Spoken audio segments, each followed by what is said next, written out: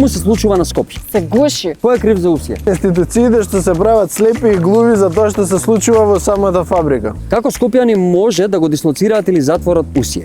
Со инат и пркос и освестување дека фабриката има штетно влијание врз нивното здравје. Дали загаденоста е само последица од Усија или има и други фактори? Не е само од Усија, Усија е најголем. Тука спаѓаат и другите индустрии и со мало влијание на домаќинствата и на кулите, иако ни сервира дека тие повеќе загадуваат од што треба. Колку блокади се потребни за да се разбудиме сите? Се надевам што помалку. Дали политичарите смеат или можат да го дислоцираат или затворат Усија? Мора да го направат тоа, мора да го натираат Усија да работи по европски еколошки стандарди. Дали политичарите се моќни да ни сместат уште една фабрика на смртта? Апсолутно не. Ние граѓаните сме помоќни. И како да ги спречиме? Само со сплотеност. Дали Скопје може да стане зелен град или екоград? Може само ако ние граѓаните тоа доволно го сакаме и го бараме од градоначалниците.